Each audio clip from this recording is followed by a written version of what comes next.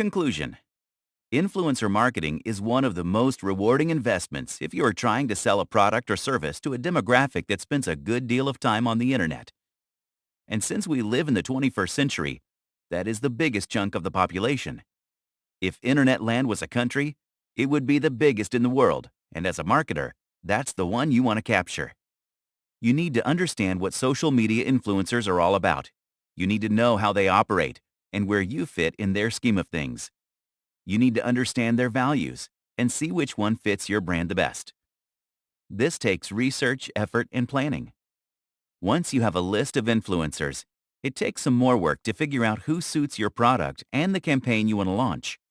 You need to recognize the target audience and find the individual that has the most influence on their purchasing power.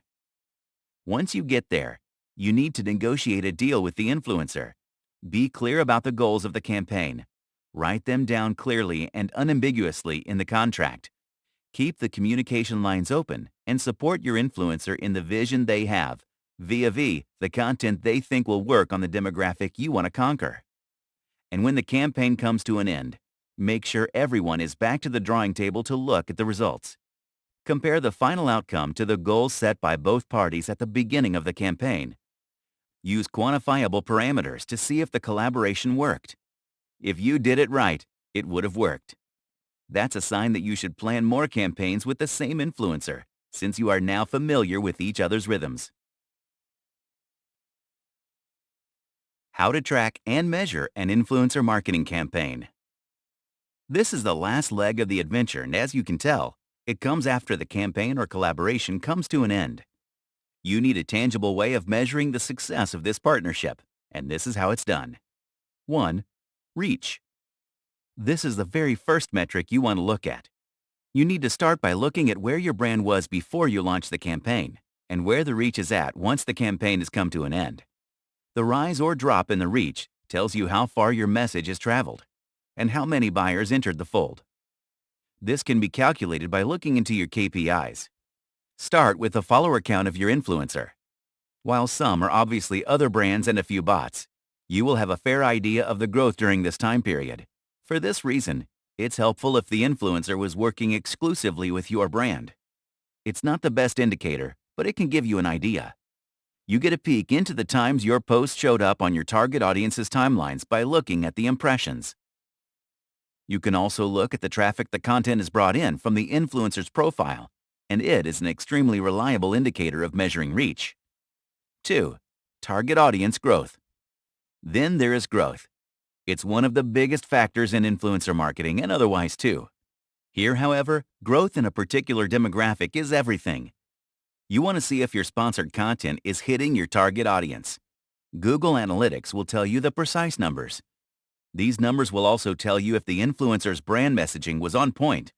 That's incredibly useful in measuring the success of the campaign. However, you must remember to look at these numbers 30 to 60 days after the campaign is started to make sure the numbers have steadied themselves. This is very true for sponsored posts, because while the sales start to come in after the first few days, potential customers check promo codes and affiliate links only after a few weeks, unless there is a time component to the offer. 3. Coupon codes and affiliate link. Speaking of discounts and affiliate links, these numbers are not only very easy to track, but are also a reliable way of measuring the results of the campaign. You learn which influencer has been effective in bringing paying customers back to your website. If you've used promo codes in your campaign, you will be able to track sales and also repeat purchases, which is also an added piece of information. You will also get insights like click-through rate, CTR, which is a terrific measure of the influencer's success in bringing customers to the fold. 7 things to avoid in a potential influencer campaign. A guide is never complete if you don't warn of the mistakes that are commonly made, even though they are easily avoidable. Here are 7 of them you should absolutely run from. 1. Not defining campaign goals and KPIs. If you don't define the goals clearly, you don't know what to compare the end results with. This rule applies to every kind of marketing, and the influencer market is no exception.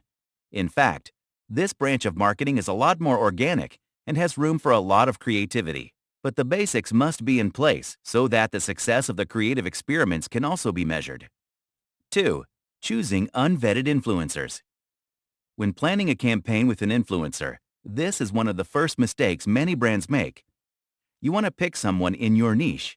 But that's not the only factor, as we saw in the previous chapter. Picking a popular name from your niche is lazy work. You want someone who has an original voice that is a good fit for your brand. They must agree with your core values and hopefully like your vision and believe in your product too. You are essentially picking a brand ambassador. You want someone with a good track record and reputation in the industry. Why? Because you don't want your influencer to go rogue on you during or after the campaign. 3. Cold outreach.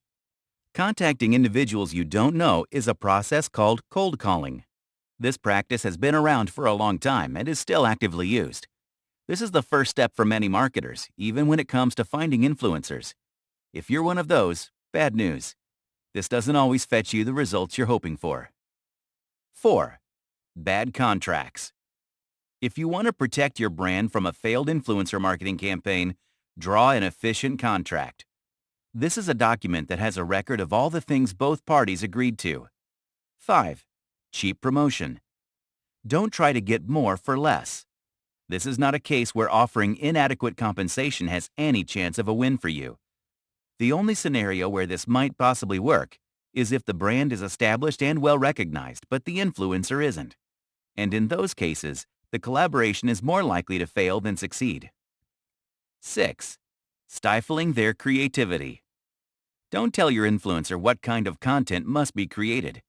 That's their area of expertise. Plus, if it comes from your team, you might as well place a traditional ad. The idea behind using an influencer is to use their voice, which resonates with their followers. It keeps them authentic, which continues to maintain the trust they have with their audience. Trust that will transfer to your brand if you just let them do their thing. 7. Neglecting video content. Every branch of digital marketing must include a budget for video marketing. This is particularly applicable if you have a limited budget. Making videos is not always a cheap affair, and you must remember that original content is a lot better than curated stuff.